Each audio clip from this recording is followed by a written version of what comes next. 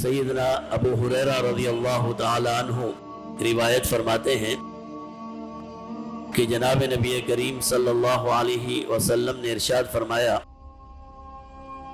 अतदरूना मल गीबतु, सहाबा किराम से फरमाया क्या आप जानते हो कि गीबत क्या है?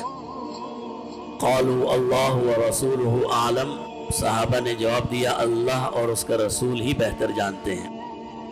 तो जनाब नबी करीम सल्लल्लाहु अलैहि वसल्लम की ये आदत मुतहरा थी कि जब आप कोई अहम मामला सहाबा किराम रिज़वानुल्लाहि ताला अलैहिम अजमाइन के सामने पेश करते, उन्हें नसीहत फरमाना चाहते तो इब्तिदा इस तरह करते कि भाई तुम लोग बताओ इसका क्या मतलब है। और सहाबा किराम रिज़वानुल्लाहि ताला अलैहिम अजमाइन भी प्यारे महबूब के अदब और आदाब का तकाजा ये है कि वो कराइन से मालूम कर लेते कि हमें क्या जवाब देना चाहिए। तो सहाबा ने अर्ज़ की कि अल्लाह और उसका रसूल ही बेहतर जानते हैं कि गीबत किसे कहते हैं।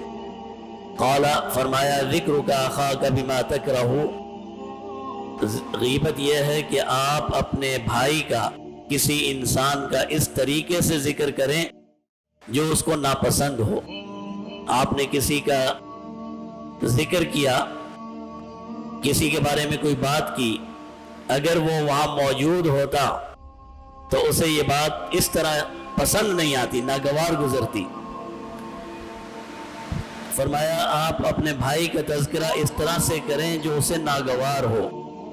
क़ीला, किसी सहाबी ने अर्ज़ किया, अफ़राईता इन कान फ़ीही मा अक़ूल, प्यारे महबूब सल्लल्लाहु अलैहि वसल्लम आप क्या फरमाते हैं इस बारे में कि अगर उसके अंदर वाकई वो ऐब है जो मैंने बयान किया। इस तरह हम भी इसी तरह करते हैं ना, कहते हैं मेरे मुंह पे ले आओ, मैं तो मुंह पे भी कह दूंगा, मैं कोई इससे डरता थोड़ी हूँ। ये हमारा एक खास जुमला है गीबत का, तुम मेरे सामने ले आओ, मैं उसके सामने भी कह दूंगा। साहबी ने कहा कि प्यारे महबूब सल्लल्लाहु अलैहि वसल्लम अगर जो बात मैंने कही है वो चीज, वो ऐब उसके अंदर मौजूद हो तो फिर क्या है? आपने फरमाया इन कान फ़ीही मा तक़ूल, अगर वो ऐब उसके अंदर मौजूद है जो तूने बयान किया है, फ़क़द इग़्तबतहु फ़क़द इग़्तबतहु, फिर तो तूने उसकी गीबत की। यही तो गीबत है कि किसी का ऐब इस तरह से बयान करना कि उसे नापसंद हो। फरमाया अगर वो ऐब उसके अंदर मौजूद है जो तूने बयान किया, यही तो गीबत है।